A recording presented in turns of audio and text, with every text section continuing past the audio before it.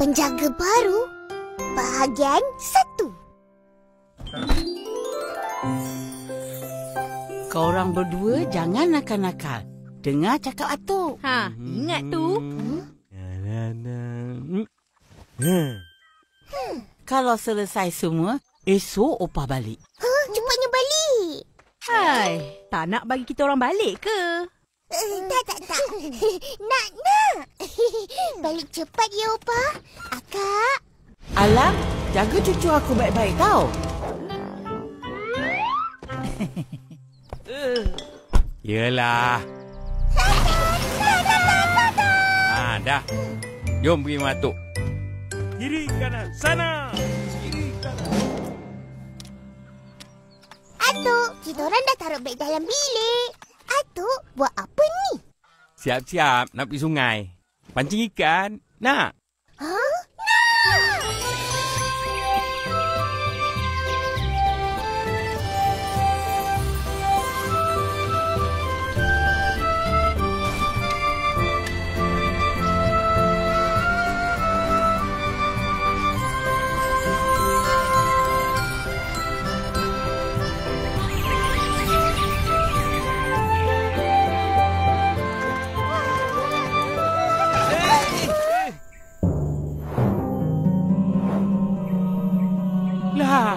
Air surut.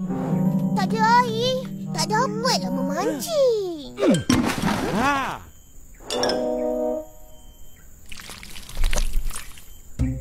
Tak apa. Mari kita cari siput. Siput?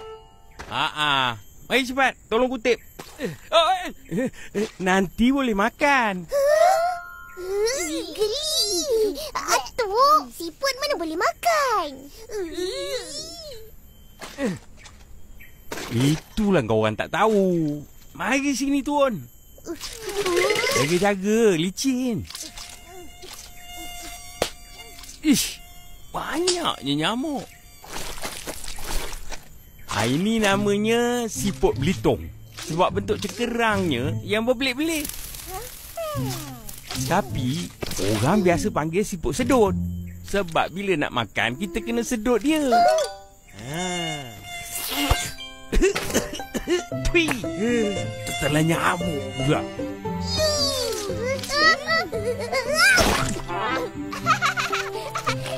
Hati-hati jalan. Cepat kutip.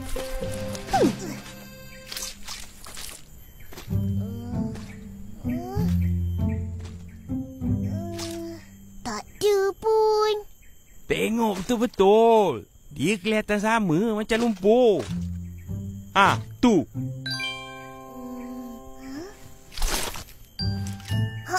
Lah, siput ni menyamar macam lumpur. Tu lagi satu. Yeay, dapat satu.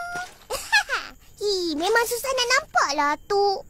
Iya, sebab tu tengok betul-betul.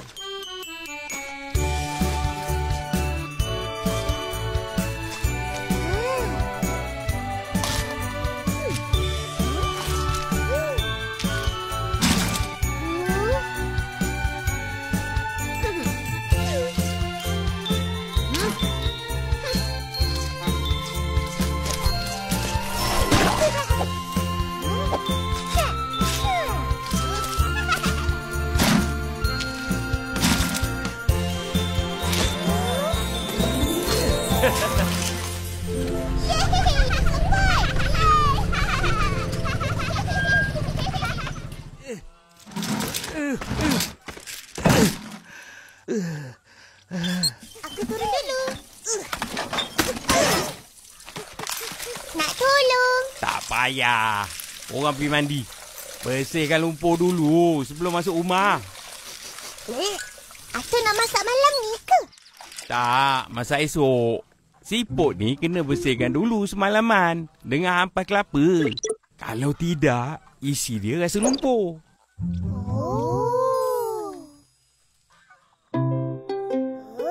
Macam mana ni, Pin?